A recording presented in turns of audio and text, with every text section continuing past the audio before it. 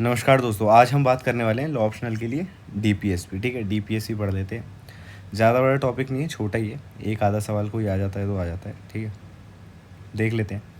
ये मत कहना एक आधा सवाल बोला है तो भाई किसी साल 2 भी आ सकते हैं, 3 भी आ सकते हैं, लेकिन हाँ इसी रेंज में रहता है, 1 2 ठीक है। तो ज़्यादा इंपॉर्टेंट तो अपने वो थे फंडामेंटल राइट, ये वाले इंपॉर्टेंट है, लेकिन इतने उस लेवल के इंपॉर्टेंट नहीं है, क्योंकि और भी टॉपिक यार पूछने को उनके पास। ठीक है, और ये थोड़ा करंट ओरिएंटेड भी रहता है, और डीपीएस भी थोड़ी हल्की चीज़ हो जाती है उन लोगों के लिए फंडामेंटल राइट्स से अगर कंपेयर करें तो। ठीक है, डीपीएस भी अपन लोगों ने पढ़ा ही रहता है, किस में, प्रीलिम्स में पढ़ते हैं, बाकी GS2 में पढ़ते हैं। तो ये समझ तो रहती है हर इंसान को डीपीएसपी है क्या। हर इंसान मतलब जो तैयारी कर रहा है अच्छे से। डीपीएसपी भाई नॉन जस्टिसिएबल गाइडलाइंस है। ठीक है, क्यों ले डाउन करी गई थी? सोशियो इकोनॉमिक और पॉलिटिकल आइडियल्स के लिए। ठीक है, कि जो स्टेट को अचीव करने हैं समय के साथ, क्योंकि उस समय जब आज़ाद हुआ था भारत, उस समय ये राइट ही हैं, बस फ्यूचर राइट्स हैं एक तरीके से। ठीक है, अब उस समय इतने रिसोर्सेज नहीं थे कि ये सारे राइट्स उस समय दे दिए जाएं। तो क्या किया गया कि भाई चलो इसे बचा के रख लेते हैं, जैसे जैसे आगे रिसोर्सेज बढ़ते रहेंगे, जैसे जैसे समय आगे इवॉल्व होता रहेगा, उस तरीके से लोगों को ये राइट दे दिए जाएंगे। ठीक है, कहाँ पर दिए गए भाई? पार्ट 4 में दिए गए हैं। ठीक है, क्या रिफ्लेक्ट करता है? Vision of welfare state. ठीक है, और एक ये वेलफेयर स्टेट का विजन और कहाँ पर दिया गया है? प्रीएम्बल में दिया गया है। तो प्रीएम्बल से जुड़ाव इसका भी है। ठीक है, किस पे एम्फोसाइज करता है? मेनली जस्टिस, लिबर्टी, इक्वलिटी और फ्रेटर्निटी। ये कहाँ दिए गए हैं? प्रीएम्बल में भी दिए गए हैं। तो उसी से लिंक करके, उसी को ब्रॉडन अप करके, उसी को स्पेसिफिक करके डीपीएसपी में लिख दिया गया है। जो प्रीएम्बल में ऊपरी ऊपरी लिखा हुआ है, सिर्फ कीवर्ड्स के तौर पे लिखा हुआ है, उसे स्पेसिफिक करके कहाँ पर दे दिया गया है भाई? डीपीएसपी में दिया गया है। ठीक है, की फीचर देख लेते हैं डीपीएसपी के। क्या है? पहले तो नॉन जस्टिसिएबल है। फंडामेंटल राइट जस्टिसिएबल थे, मतलब कि आप कोर्ट्स को अप्रोच कर सकते हो। ठीक है, डीपीएसपी क्या है? नॉन जस्टिसिएबल है। कहाँ से स्टार्ट होते हैं ये, मतलब कहाँ पर दे रखा है, कौन से आर्टिकल में दे रखा है? आर्टिकल 37 में दे रखा है। आर्टिकल 37 में कहा है कि भाई डीपीएसपी जो है वो इन्फोर्सिबल नहीं है किसी भी कोर्ट के द्वारा। ठीक है, लेकिन हाँ गवर्नेंस अगर करनी है कंट्री की, उसमें फंडामेंटल है। ठीक है, उसमें इसको देखा जा सकता है, यूज़ किया जा सकता है।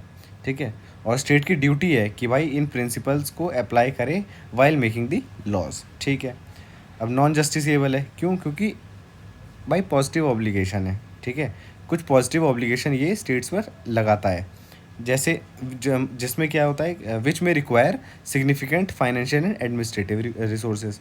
Courts can not issue Ritz, तो बता ही चुके कि भाई इन्फोर्सिबल नहीं है तो वो रिट कहाँ से इशू करोगे? मैंडेमस वगैरह, है ना। फिर क्या है? Socio economic goals. DPSP aim करता है to establish economic democracy by ensuring equitable distribution of resources, reducing inequalities and promoting the welfare of all section of society, specially marginalize group.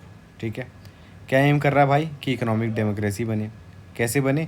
कि भाई जितना भी रिसोर्सेज हैं वो इक्वली डिस्ट्रीब्यूट हो जाए, अमीर ज़्यादा अमीर ना होता जाए, गरीब एकदम ही गरीब ना होता जाए, अमीर अमीर हो जाए, नहीं गरीब भी तो धीरे धीरे अमीर हो, है ना। जितने भी रिसोर्सेज हैं हर इंसान को बराबर ही मिले, है ना।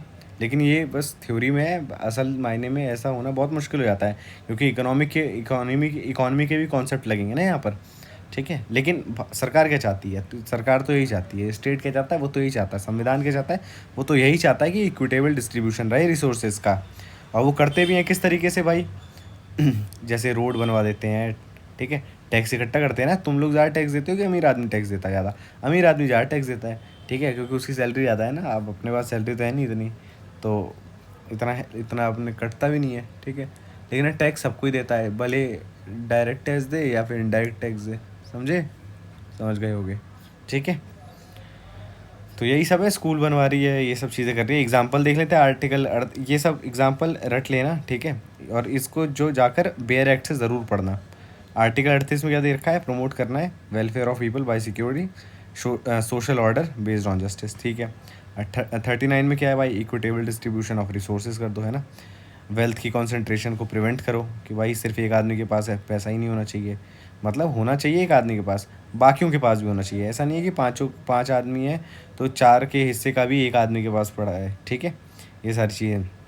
लाइवलीहुड, एक इंसान आराम से जी सके, है ना, एक अच्छे तरीके से जीवन यापन कर सके, तो उसके भी कुछ एडुकेट मीन्स रहें। ठीक है, आर्टिकल 39 है या इसी तरीके से फ्री लीगल एड ए लगा, इसका मतलब बाद में अमेंडमेंट से आया ये, ठीक है, क्योंकि 39 के बाद 40 आता ना, तो 39 और 40 के बीच में कोई और चीज़ तो डालनी थी, तो 39 ए डाल दिया। समझ गए, समझ गए, ठीक है। 41 में क्या है भाई, राइट टू वर्क एजुकेशन या पब्लिक असिस्टेंस। यही एजुकेशन को फिर क्या बोलते हैं मॉडिफाई करके इसमें 21 ए में डाल दिया गया था, ठीक है, 21 ए में डाला गया था ना, हाँ ठीक है। फिर है आर्टिकल 43, इंश्योर करना है भाई लिविंग वेज तो मिलेगी इंसान को, है ना, और वर्क की कंडीशन भी जस्ट और ह्यूमेन हो, ठीक है। 47 में क्या है, इम्प्रूव कर दो, और ये जो तुम्हारे DPSP है ना, सारे के सारे याद होने चाहिए, ठीक है।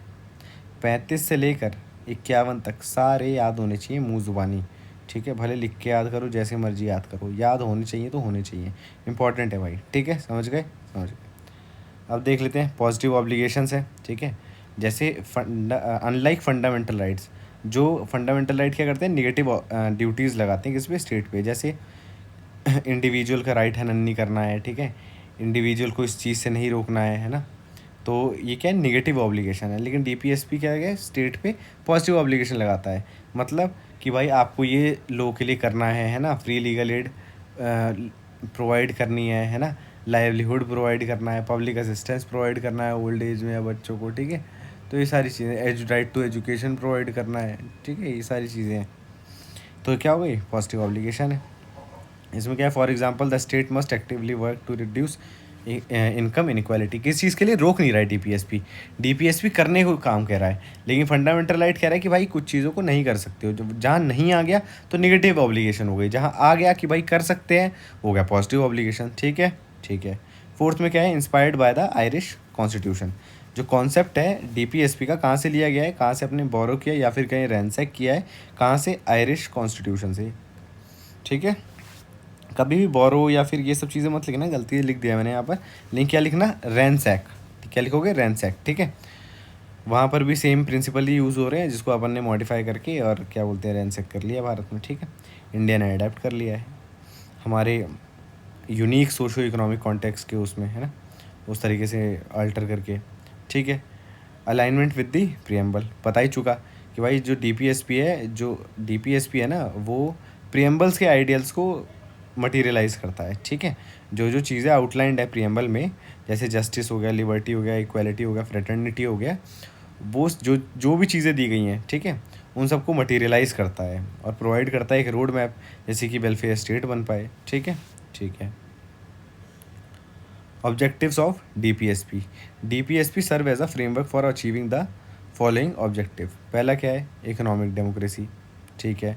अब इकोनॉमिक डेमोक्रेसी कैसे अचीव करता है, पहला मतलब डेमोक्रेसी में, इकोनॉमिक डेमोक्रेसी मतलब कि सबके पास इक्विटेबल रिसोर्सेज हो, है ना, वेल्थ इक्वल हो, इक्वल मतलब कि ऐसा नहीं कि सबको 10-10 रुपये बांट दिया, मतलब आदमी के पास अपॉर्चुनिटी तो रहे कमाने की, ऐसा तो नहीं है ना कि सिर्फ एक ही इंसान को अपॉर्चुनिटी रहे, इसलिए तो मोनोपोली जो भारत में मतलब डेमोक्रेसी में बैन रहती है, ठीक है। तो क्या है, आर्टिकल 39 में क्या दे रखा है, इंश्योर करता है इक्विटेबल डिस्ट्रीब्यूशन ऑफ वेल्थ और रिसोर्सेज, ठीक है। कॉन्सेंट्रेशन ऑफ वेल्थ नहीं होना चाहिए, है ना, एडुकेट मीन्स ऑफ लाइवलीहुड होना चाहिए हर सिटीजन के लिए। किसके लिए, सिटीजन के लिए। पर्सन लिखा है, नहीं भाई पर्सन नहीं लिखा है, बताना पर्सन और सिटीजन में क्या फ़र्क होता है, बता चुका हूँ अपने लेक्चर्स में, ठीक है। सोशल जस्टिस में क्या है, रिमूव करता है inequality based on gender, caste और इकोनॉमिक स्टेटस। प्रोटेक्ट करता है interest of weaker section including women, children and schedule caste, schedule tribe, ठीक है, नॉर्मली है। तो सोशल जस्टिस इसी तरीके से तो भाई अचीव कर पाओगे आप। वेलफेयर ऑफ वर्कर्स इंश्योर करता है जस्ट और ह्यूमन कंडीशन रहे किसके लिए, जब क्या बोलते हैं कोई भी वर्कर काम कर रहा हो, है ना, जहाँ पर काम करे वहाँ का मैनेजमेंट अच्छा रहे, ठीक है, वहाँ की लिविंग, जहाँ वो जो काम करने का एरिया है वो भी ह्यूमन वर्किंग कंडीशंस हो, ये सारी चीज़ें, ठीक है। लिविंग वेज मिले, ऐसा नहीं है कि भाई 10 घंटे काम करने पे इस ज़माने में 1,000 रुपये मिल रहा हो, है ना। पूरी अच्छी जो मिनिमम वेजेस एक्ट, इसीलिए तो लाया गया मिनिमम वेजेस एक्ट, जिससे कि एक मिनिमम हर इंसान को वेज मिले, हर इंसान को मिनिमम सैलरी मिले, ठीक है। फोर्थ क्या है, एक्सेस टू जस्टिस, मतलब फ्री लीगल एड प्रोवाइड करते हैं। कई बार होता है बहुत सारे लोगों के पास आज भी इतने पैसे नहीं है कि वो एक वकील को हायर कर पाएँ, ठीक है, तो उसके लिए क्या है, सरकार ने लीगल एड सर्विसेज बना दिया है ना, नालसा बनाया हुआ है ना, ठीक है। लीगल सर्विसेज अथॉरिटी तो वही है, वो क्या प्रोवाइड करती है कि अगर आप अफोर्ड नहीं कर सकते तो आपको भाई सरकार वकील दिला देगी, सिंपल, ठीक है। फिर है welfare of workers, welfare worker तो पढ़ लिया अपन ने। फिफ्थ है पब्लिक हेल्थ एंड एजुकेशन, ये तो देख ही चुके हैं, आर्टिकल 47 में दिया है कि भाई इम्प्रूव करो पब्लिक हेल्थ, इसीलिए तो सरकार अलग तरीके की, वो अपन ने पढ़ रहे थे GS2 के अंदर, पता नहीं तुम लोगों ने लेक्चर देखा ही देखा, जो मैटरनिटी हेल्थ के लिए अलग अलग तरीके की स्कीम्स लाती है सरकार, या फिर जो गवर्नमेंट हॉस्पिटल में सुविधाएं देती हैं, अब वो सुविधाएं कैसी हैं वो उसको छोड़ो, लेकिन ये देखो सुविधाएं जो दे रही हैं वो किसके लिए हैं, इसीलिए हैं कि भाई पब्लिक हेल्थ को इम्प्रूव करना है ना, प्रमोट करते हैं एजुकेशन, कैसे आर्टिकल 45 और 45 इन सब जगहों पर दे रखा है। और क्या है, इन्वायरमेंट प्रोटेक्शन है, ठीक है, protect and improve the environment and safe guard forest and wild life, article 48A में दे रखा है। Seventh international peace and security, promote करता है इंटरनेशनल पीस और मेंटेन करता है just relation with the nation, ठीक है, सिंपल है। By implementing this principle state aim करता है कि भाई एक सोशल रिवॉल्यूशन आए जहाँ पर जो एक्सप्लॉयटेशन है वो मिनिमाइज़ हो सके, और हो सके तो एलिमिनेट ही हो जाए। एलिमिनेट तो चीज़ें नहीं होती हैं, लेकिन हाँ कोशिश करता है इंसान, ठीक है। तो ये है, अब देख लेते हैं इसका रिलेशनशिप विद फंडामेंटल राइट, मतलब DPSP और फंडामेंटल राइट के बीच का रिलेशनशिप क्या है। जैसे तुम और तुम्हारी गर्लफ्रेंड का, ठीक है। तुम्हारी गर्लफ्रेंड की ज़्यादा चलती है, तुम्हारी नहीं चलती, या फिर हस्बैंड वाइफ ले लो, वाइफ की ज़्यादा चलती है, हस्बैंड की कम चलती है, वही सारी चीज़ें। फंडामेंटल राइट कहाँ दे रखा है, पार्ट 3 में दे रखा है। DPSP कहाँ है, पार्ट 4 में दे रखा है। ये 2 पिलर हैं भारत के संविधान के, जिन्हें कंसाइंस ऑफ कॉन्स्टिट्यूशन भी कहा जाता है, ठीक है। कंसाइंस ऑफ कॉन्स्टिट्यूशन किसे कहा जाता है, फंडामेंटल राइट या फिर DPSP को। वाइल फंडामेंटल राइट जो है इंश्योर करते हैं सिविल और पॉलिटिकल राइट, DPSP फोकस करता है सोशियो इकोनॉमिक राइट्स पर, ठीक है। Initially there was a perceived conflict, मतलब स्टार्टिंग में इन दोनों कोर्ट्स जब डिसाइड करती थी तो एक को ऊपर रख देती थी, एक को नीचे रख देती थी, इस तरीके का था। लेकिन ओवर टाइम जुडिशरी ने कहा कि भाई हार्मोनाइज़ कर दो ना, हार्मनी होनी चाहिए इन दोनों के बीच में, ऐसा ना हो कि एक ऊपर रहे एक नीचे रहे, है तो दोनों ही संविधान का हिस्सा, दोनों ही एक ही चीज़ बता रहे हैं, बस इतनी सी फ़र्क है, एक जस्टिसिएबल है एक नॉन जस्टिसिएबल है, ठीक है, ठीक है। तो अब देख लेते हैं कि भाई इनिशियल जुडिशियल अप्रोच कैसा रहा, मतलब पहले स्टार्टिंग में क्या किया गया, फंडामेंटल राइट को प्रीमेसी दी गई कि भाई फंडामेंटल राइट थोड़ा ऊपर है किससे, DPSP से। कौन कौन से केस हैं देख लेते हैं। पहला तो यही है state of Madras versus Champakam Dorairajan, याद होना चाहिए ये केस 1951 का केस है। इसमें क्या था, ये गवर्नमेंट ऑर्डर था reserving seat in education institution, किसके बेस पे रिजर्व कर रहे थे सीट, बेस्ड ऑन कास्ट। इसको चैलेंज किया गया था क्योंकि ये वायलेट कर रहा था आर्टिकल 29 सब क्लॉज 2, जिसमें लिखा है कि non discrimination in education institution, ठीक है, ठीक है। कोर्ट की रूलिंग क्या है भाई, सुप्रीम कोर्ट ने कहा कि फंडामेंटल राइट जो है इन्फोर्सेबल है, लेकिन DPSP नहीं है, इसीलिए जो अगर कोई लॉ इम्प्लीमेंट कर रहा है DPSP को तो वो ओवरराइड नहीं कर सकता फंडामेंटल राइट को, ठीक है। एग्जाम्पल आर्टिकल 46 ये प्रमोट करता है वीगर सेक्शन को, उसी लिए बना दिया गया था भाई रिजर्वेशन, लेकिन उसके लिए बना, किसके लिए, किसको मटेरियलाइज करने के लिए बनाया गया, DPSP को, लेकिन किसका हनन हो रहा था इस तरीके से, किसको वायलेट कर रहा था, फंडामेंटल राइट को, लेकिन फंडामेंटल राइट तो ऊपर है इससे, तो फंडामेंटल राइट को वायलेट नहीं कर सकता है, ठीक है, बस यही कहना था इनका। और गवर्नमेंट के ऑर्डर को स्ट्रक डाउन कर दिया। सिग्निफिकेंस क्या था कि भाई इनिशियल जुडिशियल स्टांस में फंडामेंटल राइट प्रिवेल करेंगे DPSP पे, बस धीरे धीरे जुडिशरी क्या बोलते हैं इवॉल्व हो गई, बाद में उन्होंने बोला कि हारमोनियस कंस्ट्रक्शन होना चाहिए, किसके बीच में, DPSP और फंडामेंटल राइट के बीच में, ठीक है। सुप्रीम कोर्ट ने धीरे धीरे कहा कि भाई हारमोनियस कंस्ट्रक्शन होना चाहिए, किसके बीच में, फंडामेंटल राइट और DPSP के बीच में। जुडिशरी ने रिकॉग्नाइज़ किया कि भाई दोनों एम करते हैं सोशल रिवॉल्यूशन के लिए और वेलफेयर स्टेट बने, इसलिए ऐसा तो नहीं है ना फंडामेंटल राइट करता है वेलफेयर स्टेट नहीं होना चाहिए, वो भी यही चाहता है, दोनों के एम एक ही तरीके के है ना, बेसिकली एम जो है इन लोगों का एक ही तरीके का है, भारत को आगे बढ़ाना, भारत को एक अच्छी जगह बनाना रहने के लिए, ठीक है, लोगों के अंदर बुद्धि डेवलप करना, ये सारी चीज़ें, लोगों के राइट्स अच्छे से इन्फोर्स हो पाए, यही है मेन, मतलब इनका जो एम है, ठीक है। ऑब्जर्वेशन क्या है, in Kesavananda Bharati case versus state of Kerala 1973 का केस है, सुप्रीम कोर्ट ने कहा कि फंडामेंटल राइट और DPSP जो है कॉन्स्टिट्यूट करते हैं कंसाइंस ऑफ द कॉन्स्टिट्यूशन, ठीक है, there is no inherent conflict between them, conscience है भाई, दोनों ही कंसाइंस है, तो भाई इनके बीच में कॉन्फ्लिक्ट कहाँ है ना।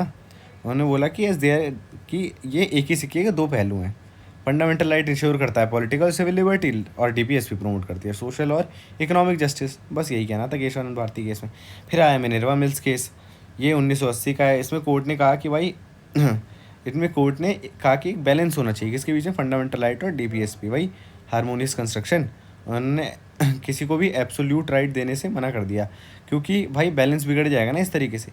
ये कोर्ट ने स्ट्रक डाउन कर दिया 42वें अमेंडमेंट को, ठीक है, to give unrestricted primacy to DPSP over fundamental right. ठीक है, judicial tools to harmonise DPSP and fundamental right. देख लेते हैं कौन कौन से टूल्स यूज़ किए हैं, जैसे कौन कौन सी चीज़ें यूज़ करी हैं। ब्रॉड इंटरप्रिटेशन दिया गया फंडामेंटल राइट को। जुडिशरी ने कहा कि भाई स्कोप ही बढ़ा दो उसके क्या बोलते हैं इंटरप्रिटेशन का फंडामेंटल राइट के, तो बढ़ा दिया। तो भाई अपने आप ही for example right to life को देखते हो, right to speech and expression को देखते हो, तो पता चलता होगा कितना ज़्यादा ब्रॉडन राइट है ये, ठीक है। कैसे ब्रॉडन कर दिया,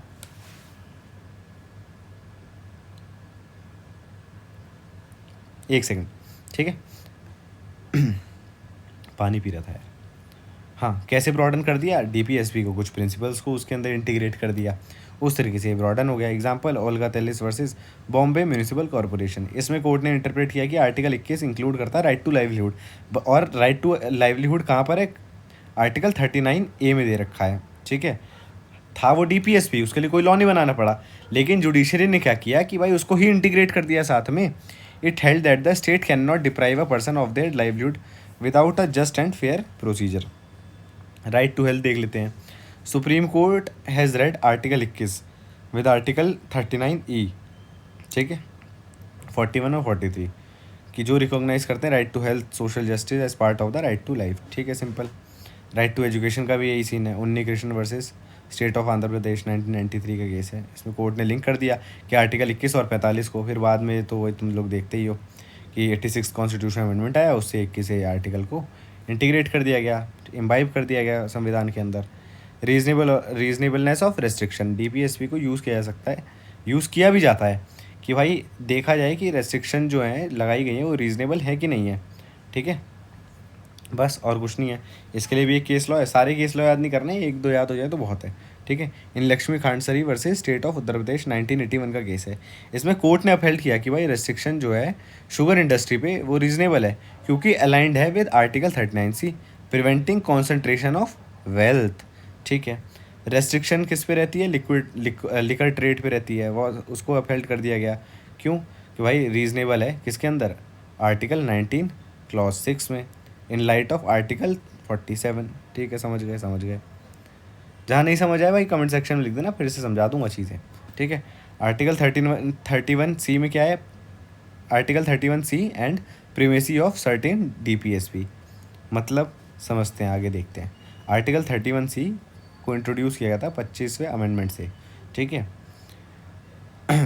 ये प्रोवाइड करता है कि लॉ इम्प्लीमेंट करेंगे आर्टिकल 39B और C, ठीक है, उनको चैलेंज नहीं कर सकता कोई, किस बेसिस पे, कि आर्टिकल 14 या 19 या 31 को वायलेट कर रहे हैं, ठीक है। 31 तो रिपील हो गया खैर, लेकिन इन दोनों को तो वायलेट, अगर इन 39B और C को मतलब क्या बोलते हैं मटीरियलाइज़ करने के लिए, इम्प्लीमेंट करने के लिए कोई लॉ बनाया जाता है और वो लॉ वायलेट करता है 14 और 19 को, तो वायलेशन नहीं माना जाएगा, इससे उसे चैलेंज भी नहीं किया जाएगा, ठीक है। केशवानंद भारती केस देख लेते हैं वर्सेस स्टेट ऑफ केरला। उसमें सुप्रीम कोर्ट ने कहा कि भाई ठीक है, आर्टिकल 13(1)(c) की वैलिडिटी ठीक है, ठीक है, फंडामेंटल राइट और डीपीएसपी सप्लीमेंट करते हैं, इसीलिए तभी तो अचीव हो पाएगा welfare state. Minerva mills case में उसमें कहा गया, सुप्रीम कोर्ट ने कहा कि भाई आर्टिकल 13(1)(c) के एक्सटेंशन को स्ट्रक डाउन कर दिया, ठीक है, जिसने कहा कि सभी डीपीएसपी जो हैं ऊपर हैं किससे, फंडामेंटल राइट से। ये फिर से बैलेंस ख़राब करा था, इसे सुप्रीम कोर्ट को ये स्टेप उठाना पड़ा, ठीक है। एक सेकेंड, ठीक है। Ashok Kumar Thakur versus union of India 2008 का केस, कोर्ट ने क्लैरिफाई किया कि वो डिस्टिंक्शन नहीं बनाया जा सकता फंडामेंटल राइट या फिर डीपीएसपी के बीच में, दोनों ही इक्वली इंपॉर्टेंट है। बस सिंपली कहानी सिर्फ इतनी सी है कि भाई फंडामेंटल राइट या डीपीएसपी कोई ऊपर नीचे नहीं है, दोनों के बीच में बैलेंस है, इतनी सी कहानी है। यही अलग अलग केस लॉ में अलग अलग तरीके से आया जा रहा है, बस और कुछ नहीं है। सिग्निफिकेंस देख लेते हैं डीपीएसपी का, क्या है भाई, गाइडेंस प्रिंसिपल है गवर्नेंस के लिए, कॉम्प्लीमेंट करता है फंडामेंटल राइट को, तो देख ही चुके हैं, सुप्रीम कोर्ट इतनी बार बता ही चुकी है। जुडिशियल इंटरप्रिटेशन में काम आता है भाई, है ना। कि भाई फंडामेंटल राइट को एक एक्सपेंसिवली महंगाई वाले नहीं, एक्सपेंड करके अगर इंटरप्रेट करना है तो कोर्ट यूज़ करती हैं डीपीएसपी का, ठीक है। सोशल रिवॉल्यूशन लाता है, मतलब एलिमिनेट करता है इनइक्वालिटीज़ को, प्रोटेक्ट करता है मार्जिनलाइज सेक्शंस को, प्रिवेंट करता है एक्सप्लॉयटेशन वगैरह वगैरह, ये सारी चीज़ें। फ्लेक्सिबिलिटी आप देख लेते हैं, ये flexibility for the state, non justiciable है नेचर इसका पहले तो, ठीक है। तो इस वजह से स्टेट फ्लेक्सिबल रहती हैं इनको इम्प्लीमेंट करने में, क्योंकि इनको इम्प्लीमेंट तभी कर पाओगे ना जब रिसोर्सेज रहेगा अगले के पास, बस। और इसके लिए कोई लीगल कंपल्शन नहीं है, तो भाई कोर्ट तो जा नहीं सकते तुम। अब कुछ की जुडिशियल प्रोनाउंसमेंट देख लेते हैं। ये तो अपन मैं मतलब बता चुका हूँ सारी चीज़ें, तो इसे कुछ नहीं करना, ये लिस्ट है, समझ लो बात को, ठीक है। ये पूरी ना, ये देख लो, लिस्ट है, ठीक है। कुछ नहीं करना है, इसके एक जगह लिख लेना तुम लोग, और बस आंसर में लिखा ना, सिंपल। चैलेंजेस देख लेते हैं इम्प्लीमेंट करने में, ठीक है।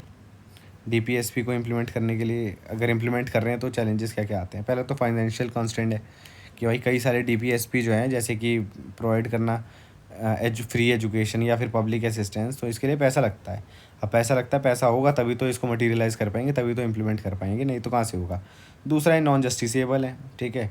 तो जो नॉन जस्टिसेबल है तो भाई डिपेंड करता है कि भाई पॉलिटिकल विल कैसी है, सरकार इसको इम्प्लीमेंट करना चाहती है नहीं चाहती है, बस। तीसरे में क्या है, कॉन्फ्लिक्ट विद फंडामेंटल राइट। कुछ केसेस में लॉज इम्प्लीमेंटिंग डीपीएसपी में कॉन्फ्लिक्ट विद फंडामेंटल राइट, जैसे ऊपर भी देखा अपन ने आर्टिकल 13(1)(c) वाले में, ठीक है। उसके लिए जुडिशियल इंटरवेंशन चाहिए होती है कि भाई बैलेंस बना दो इन दोनों के बीच का, बस सिंपल। अपना एक शॉट में सोचो डीपीएससी पूरा कंप्लीट हो गया, डीपीएससी वाला टॉपिक ही ख़त्म हो गया। कुछ नहीं करना है, जब भी आएगा देख लेना किस तरीके से क्वेश्चन पूछे जा रहे हैं, बस इस कंटेंट को उसके अंदर डाल देना, ठीक है। चलो बाय।